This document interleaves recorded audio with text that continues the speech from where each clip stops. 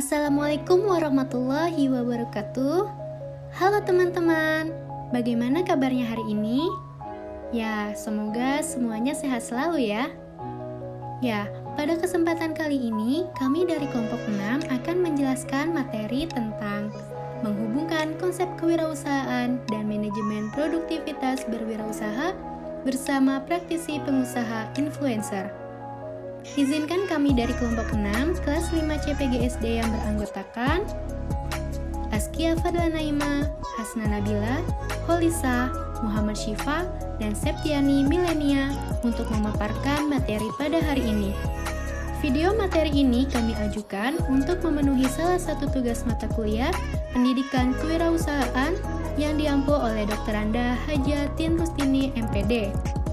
Ya, bahasan kali ini yaitu yang pertama, konsep kewirausahaan, yang kedua, unsur-unsur dan manajemen produktivitas, yang ketiga, menentukan ide usaha, dan yang terakhir, 4, strategi pemasaran STP, segmenting, targeting, and positioning. Ya, untuk pembahasan yang pertama, ada konsep kewirausahaan yang akan dijelaskan oleh Saudari Holisa. Pada bagian konsep kewirausahaan, di sini kami mengambil pengertian kewirausahaan berdasarkan 6 pendapat para ahli. Yang pertama, menurut Ahmad Sanusi 1994, kewirausahaan adalah suatu nilai yang diwujudkan dalam perilaku yang dijadikan sumber daya, tenaga penggerak, tujuan, siasat, kiat, proses, dan hasil bisnis.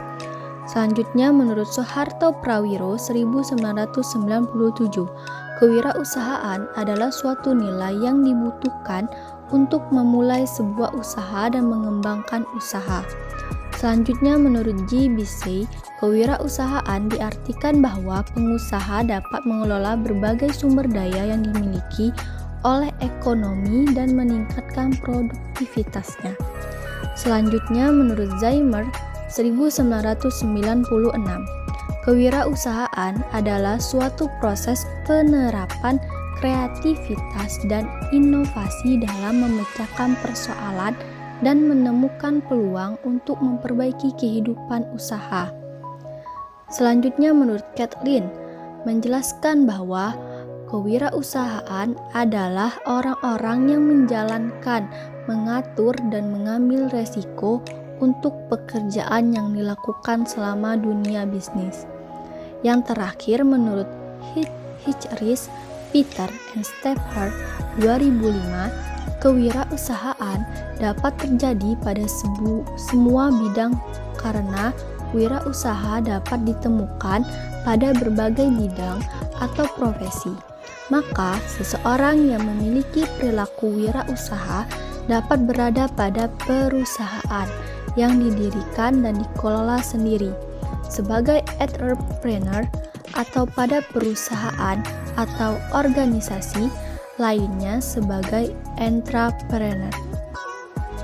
Sehingga dapat disimpulkan bahwa kewirausahaan adalah suatu sikap atau kemampuan seseorang dalam melakukan atau menciptakan sesuatu yang baru dan memiliki keunikan yang dibuat secara kreatif dan inovatif, yang memberikan manfaat bagi orang lain dan memiliki nilai tambah dengan melalui suatu proses mengidentifikasi, mengembangkan, dan membawa visi ke dalam kehidupan, serta disertai dengan karakter diri yang menunjang untuk menjadikan diri sebagai wirausaha. Adapun istilah kewirausahaan atau entrepreneurship seperti yang pertama, entrepreneur. Istilah ini sudah sering kita dengar dan akrab di telinga kita. Istilah entrepreneur sebutan untuk pelaku wira swasta yang tentu saja mereka sedang menjalankan usaha mereka sendiri. Dari segi teknis, menjalankannya, entrepreneur lebih fleksibel dalam menentukan ide, pengelolaan usaha, hingga budaya kerja yang diinginkan akan seperti apa. Karena hampir sebagian besar usaha dilakukan sesuka entrepreneur, maka resiko yang ditimbulkan pun juga harus siap ditanggung sendiri. Berlaku sebaliknya, apabila mendapatkan mengambil risiko besar terkait dengan pemasukan, maka risiko memperoleh keuntungan pun juga besar. Istilah selanjutnya yaitu intrapreneur. Intrapreneur adalah istilah yang dikhususkan untuk pelaku atau pekerja di bawah naungan sebuah instansi atau perusahaan. Karena statusnya sebagai karyawan, maka dia tidak memiliki wewenang untuk mengambil keputusan atau semacamnya. Hanya saja, dia tetap masih bisa menyumbangkan ide, inovasi, gagasan untuk kemajuan tim atau perusahaan itu sendiri. Kelebihan dari intrapreneur adalah memiliki resiko yang lebih kecil dibandingkan resiko entrepreneur. Wajar saja jika dari pendapatan yang diperoleh pun juga berpengaruh. Seperti yang kita ketahui, seseorang karyawan akan digaji sesuai standar gaji dan tergantung dari prestasi kerjanya.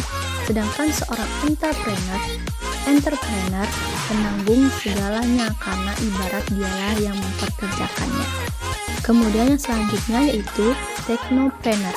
Technopreneur berbeda dengan entrepreneur atau intrapreneur. Technopreneur lebih fokus pada konsep atau cara memanfaatkan teknologi yang digunakan. Teknologi inilah yang dijadikan sebagai kunci utama melakukan aktivitas pelayanan produk. Tugas technopreneur lebih mengembangkan dan menginovasi sistem atau program dari kehadiran teknologi itu sendiri. Kemudian selanjutnya yaitu socialpreneur. Socialpreneur yang fokus terhadap aspek sosial. Jadi dalam ilmu kewirausahaan tidak melulu kita itu berbicara tentang profit atau keuntungan saja, tetapi juga berbicara tentang aspek sosial. Mulai dari perilaku pelanggan, daya tarik pelanggan, dan masih banyak lagi. Jadi, socialpreneur juga bisa lebih menekankan pada bagaimana melihat peluang usaha yang tengah diminati dan dicari-cari. Gimana cara dan upaya socialpreneur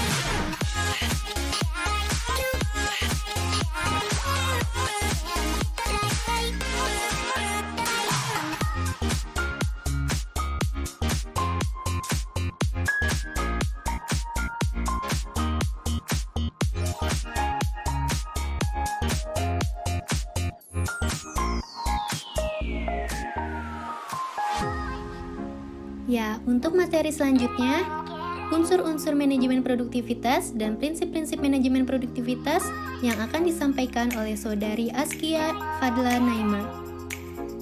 Selanjutnya, unsur-unsur yang terdapat dalam manajemen produktivitas. Yang pertama yaitu efisiensi. Efisiensi merupakan suatu ukuran dalam membandingkan penggunaan masukan yang direncanakan dengan menggunakan masukan yang sebenarnya terlaksana. Pengertian efisiensi ini berorientasi kepada masukan. Yang kedua adalah efektivitas. Efektivitas merupakan suatu ukuran yang memberikan gambaran seberapa jauh target yang dapat tercapai baik secara kuantitas maupun waktu. Semakin besar persentase target tercapai, maka semakin tinggi tingkat efektivitasnya. Yang ketiga adalah kualitas. Secara umum, kualitas adalah ukuran yang menyatakan seberapa jauh pemenuhan persyaratan, spesifikasi, dan harapan konsumen. Kualitas merupakan salah satu ukuran produktivitas. Meskipun kualitas sulit diukur secara matematis, namun jelas bahwa kualitas input dan kualitas proses akan meningkatkan kualitas output. Selanjutnya, prinsip manajemen produktivitas. Prinsip dalam manajemen produktivitas adalah efektif dalam mencapai tujuan dan efisien dalam menggunakan sumber daya. Selain itu, dalam Wahyudi tahun 2010 dinyatakan bahwa prinsip-prinsip produktivitas diantaranya yang pertama, apabila input turun, output tetap, maka produktivitas meningkat. Yang kedua, apabila input turun, output naik, maka produktivitas meningkat. Yang ketiga, apabila input tetap, output naik, maka produktivitas naik. Yang keempat, apabila input naik, output naik, di mana jumlah kenaikan output lebih besar dari kenaikan input. Yang kelima, apabila input turun, output turun, di mana turunnya output. Kemudian pembahasan selanjutnya mengenai menentukan ide usaha yang akan dibawakan oleh Saudari Septiani Milenia. Yang selanjutnya yaitu ada menentukan ide usaha, yang mana ide usaha biasanya muncul setelah kita melakukan brainstorming ataupun pencarian ide dari berbagai sumber, antara lain dari hobi atau minat, keterampilan dan pengalaman pribadi, membeli waralaba, media massa, pameran, hasil survei, ataupun pemenuhan kebutuhan masyarakat yang diindikasikan dengan adanya keluhan. Nah, secara sistematis, hal-hal yang harus diperhatikan dalam menentukan sebuah ide usaha yang tepat, yaitu ada 4. Yang pertama, menganalisis lingkungan. Nah, menganalisis lingkungan ini dapat dilakukan dengan memperhatikan beberapa langkah sebagai berikut, yaitu memperhatikan lokasi yang akan menjadi tempat usaha, memperhatikan jenis usaha lain di sekitar, memperhatikan kebutuhan atas suatu produk atau ide usaha yang belum ada, menghindari ide usaha yang sama dengan jenis usaha di sekitar, menciptakan ide usaha yang melengkapi kekurangan produk usaha di lingkungan sekitar. Yang kedua yaitu ada mendaftar ide usaha. Nah, mendaftar ide usaha ini dapat dilakukan dengan langkah sebagai berikut, yaitu mencatat ide usaha yang kita inginkan, lalu buatlah kelebihan dan kekurangan dari masing-masing ide usaha, dan tentukan ide usaha yang sesuai dengan kemampuan lokasi yang dipilih. Yang ketiga yaitu mempelajari ide usaha yang telah ditentukan. Nah, dalam mempelajari ide usaha yang telah ditentukan ini dapat dilakukan dengan cara sebagai berikut, yaitu pahami ide usaha yang telah kita tentukan secara menyeluruh. Lalu, pelajari ide usaha yang telah kita tentukan dengan cermat, tanamkan tekad dan rasa percaya diri untuk menekuni ide usaha tersebut, dan langkah nyata dengan mendirikan ide usaha seperti yang telah ditentukan sesuai rencana. Dan yang terakhir atau yang keempat yaitu menciptakan kesuksesan dalam usaha. Menciptakan kesuksesan dalam usaha yang ditekuni dapat dilakukan dengan langkah-langkah berikut, yaitu percaya diri atas usaha yang kita tekuni, memiliki tekad yang kuat untuk sukses dalam menekuni usaha tersebut, mempunyai motivasi tinggi dalam merawat usaha tersebut, bekerja keras untuk mengembangkan usaha tersebut, dan usaha yang ditekuni pasti akan membuahkan hasil yang memuaskan.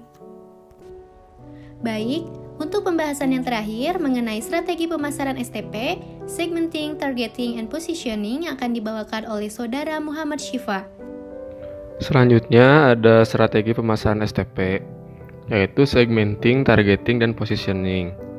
Yang pertama ada segmenting. Segmenting berasal dari kata segmen yang berarti kumpulan konsumen atau pelanggan yang memiliki karakteristik yang relatif sama. Segmenting adalah tahapan yang dilakukan dengan membagi konsumen menjadi sekelompok orang dengan karakteristik dan kebutuhan yang sama. Dalam Handayani, untuk melakukan segmenting ini bisa menggunakan beberapa pendekatan, diantaranya yang pertama ada demografis. Demografis mendasarkan pada atribut pribadi seperti usia, jenis kelamin, pendidikan, pekerjaan, atau status perkawinan. Selanjutnya ada geografis. Geografis mendasarkan negara, wilayah, kota, atau lingkungan tertentu. Yang ketiga ada psikografis. Psikografis mendasarkan pada kepribadian, nilai-nilai, atau gaya hidup tertentu. Dan selanjutnya ada perilaku. Perilaku mendasarkan pada cara menggunakan produk, loyalitas akan produk, atau manfaat yang dicari. Selanjutnya ada targeting. Targeting merupakan tahapan memilih calon konsumen dari kelompok konsumen yang sudah dikelompokkan berdasarkan karakteristik atau ciri tertentu untuk mengetahui mana yang cocok untuk ditawari suatu produk. Untuk memilih target, ada beberapa hal yang harus dipertimbangkan, diantaranya yang pertama ada ukuran. Ukuran merupakan seberapa besar segmentasi pasar dan potensinya untuk bertumbuh di masa depan. Yang kedua ada profitabilitas, di mana segmen mana yang memiliki potensi untuk menghasilkan keuntungan lebih tinggi terhadap produk. Yang ketiga ada aksesibilitas. Seberapa mudah atau sulit untuk mencapai segmen dengan pemasaran yang dilakukan. Yang keempat ada fokus pada manfaat, yaitu masing-masing segmen membutuhkan manfaat yang berbeda. Yang kelimanya ada perbedaan, yaitu harus ada perbedaan terukur antar segmen. Selanjutnya yang ketiga ada positioning atau memposisikan produk. Positioning merupakan tahapan menentukan bagaimana suatu produk direpresentasikan dalam benak konsumen atau bagaimana menjelaskan posisi produk kepada konsumen. Ada beberapa tips yang bisa digunakan. Di antaranya, tawarkan solusi, yaitu dengan mengetahui hambatan atau masalah yang dihadapi, kita bisa merancang dan menawarkan solusi yang tepat tentang bagaimana produk dapat menyelesaikan masalah secara lebih efektif. Yang kedua ada identifikasi Unique Selling Proposition atau USP, yaitu temukan jawaban yang tepat dari pertanyaan mengapa konsumen harus membeli dan menggunakan produk yang dipasarkan. Terus yang ketiga ada kampanye pemasaran.